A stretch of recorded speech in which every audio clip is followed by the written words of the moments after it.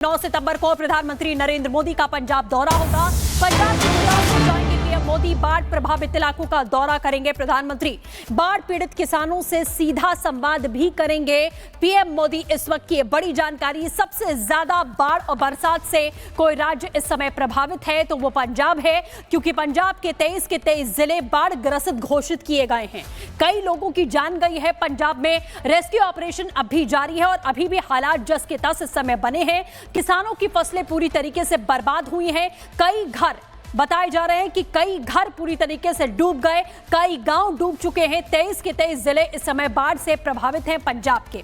इसीलिए प्रधानमंत्री नरेंद्र मोदी जाएंगे, मुलाकात करेंगे, किसानों से संवाद करेंगे और निरीक्षण भी करेंगे कि लोगों को इस संकट से निकालने के लिए किस तरीके का काम इस समय किया जा रहा है। मुख्यमंत्री, पंजाब के मुख्यमंत्री से भी प्रधानमंत्री ने बातचीत की थी इस मामले को लेकर कि जो भी मदद है वो केंद्र सरकार की ओर से राज्य सरकार को मुहैया कराई जाएगी पंजाब को इस संकट की घड़ी से उबारने के लिए। फिलहाल ये दो तस्वीरें आपके सामने हैं।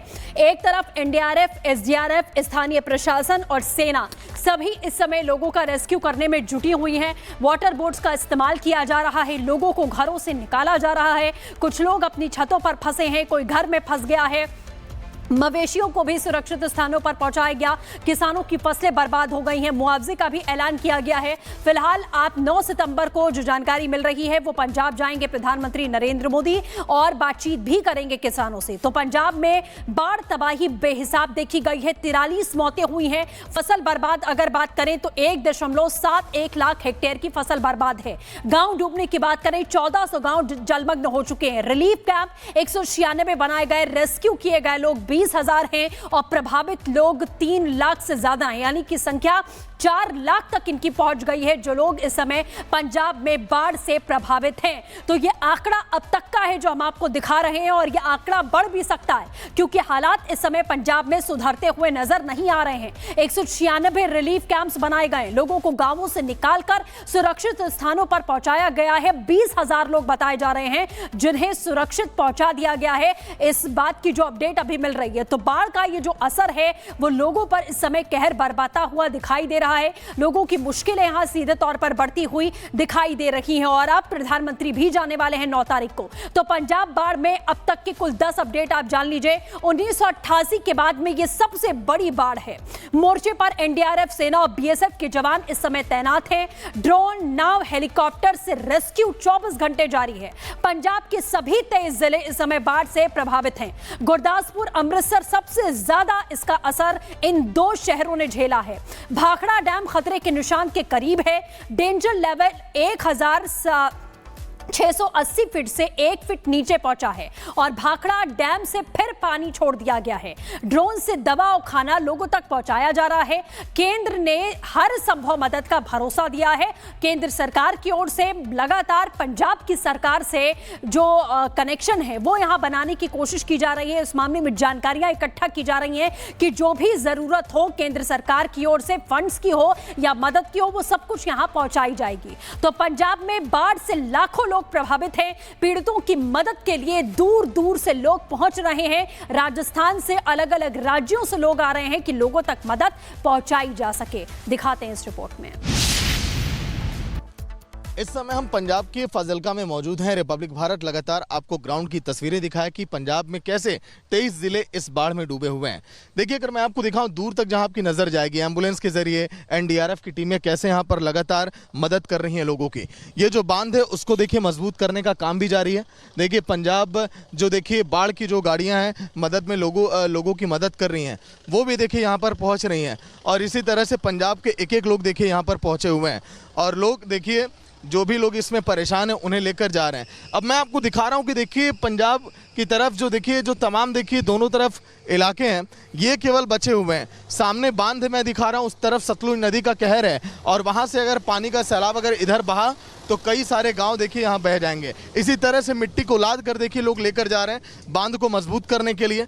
लेकिन देखिए इसी त्रासदी में तमाम लोग आ रहे हैं देखने के लिए कि आखिर कौन से लोग फंसे हैं। लेकिन इसी बीच कुछ ऐसे भी लोग हैं जो देखिए यूपी से यहाँ पर मदद करने के लिए पहुँचे हुए हैं। ये गाड़ी जो यूपी के संभल से यहाँ पर पहुँची है मदद करने के लिए, ठीक इसी तरह से एक और गाड़ी जो यहाँ पर पहुँची हुई है जिसको मैं दिखा रहा हूँ और इस पर लिखा हुआ है एके हेल्पिंग सोसाइटी चंदौसी, जहां पर आपको याद होगा कि राजा की बावड़ी निकली थी और इसी में जो लोग सब आए हुए हैं यहाँ पर मदद लेके वो भी बैठे हुए हैं।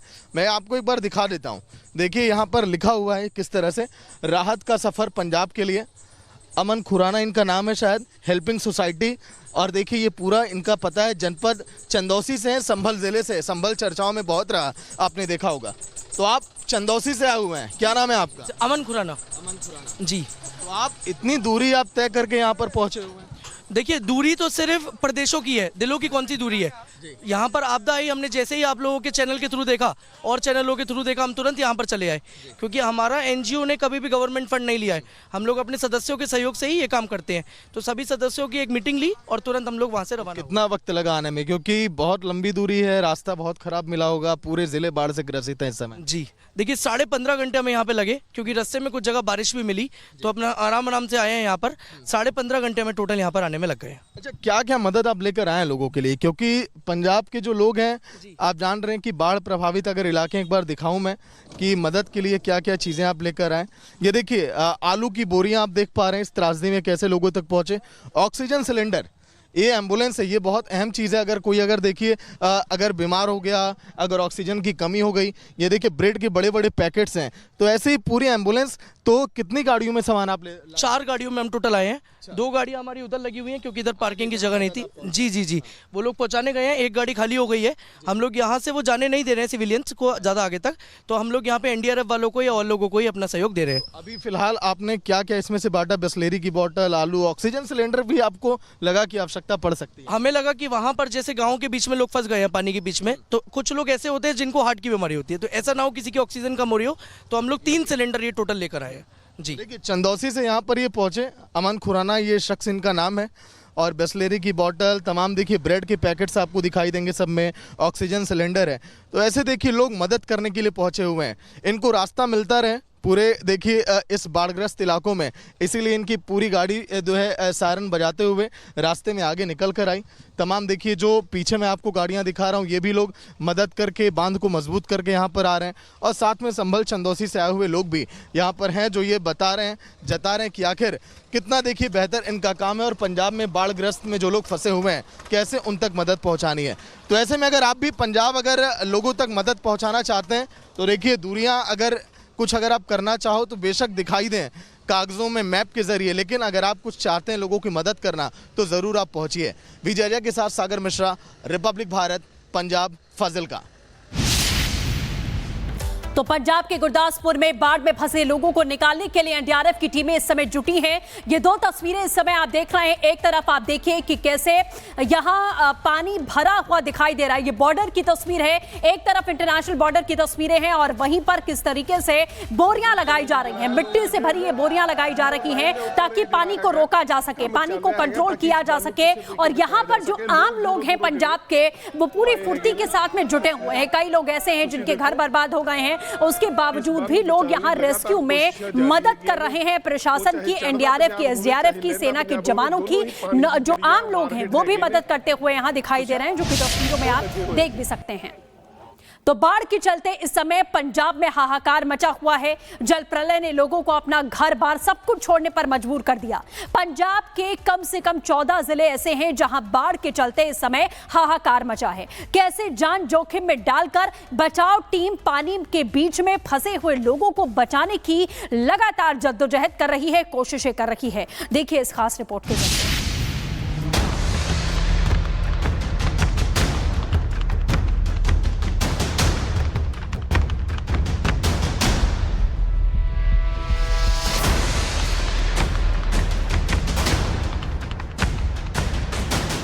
पंजाब में बाढ़ से जबरदस्त तबाही हुई है।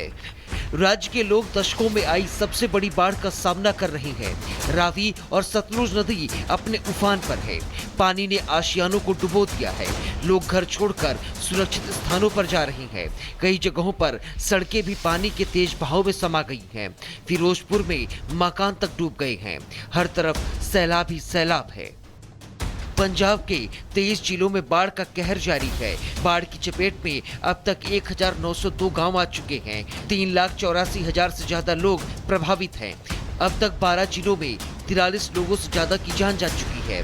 20,972 लोगों को बचाया जा चुका है। बाढ़ वाले इलाकों में 196 राहत शिविर बनाए गए हैं। 1,71,819 हेक्टेयर में लगी फसल बर्बाद हो चुकी है। रिपब्लिक भारत इस समय पंजाब में बाढ़ के कारण कैसे हालात हैं, लगातार एक एक तस्वीरें आपको दिखा रहा है। इस समय देखिए एनडीआरएफ की टीम जो लगातार रेस्क्यू ऑपरेशन चला रही है। हम इस समय फाजिलका में मौजूद हैं और देखिए आप गांव के लोगों को कैसे यहां पर सुरक्षित लाया जा रहा है। जो लोग कहीं पर फंसे हैं वहां पर भी देखिए एनडीआरएफ की टीमें नाव के जरिए यहां पर पहुंच रही हैं और एक एक लोगों को यहां पर जो है सुरक्षित जगहों पर ला रही हैं, क्योंकि कई सारी टीमें इस समय एनडीआरएफ की देखिए इसी तरह से रेस्क्यू ऑपरेशन में जुटी हैं। बुजुर्ग एक दादी माँ है, उनका भी रेस्क्यू करके ला रही है एनडीआरएफ की टीम, जो देवदूत पूरे इस ऑपरेशन में यहाँ पर साबित होते हुए दिखाई दे रहे हैं। एक बूढ़ी सी दादी माँ जिनको भी तुरंत जो गांव में फंसी थी उनको देखिए यहाँ पर लेकर आई। अब उनका इलाज अब यहाँ पर किया जाएगा। ऐसे ही तमाम देखिए लोगों का रेस्क्यू किया जा रहा है।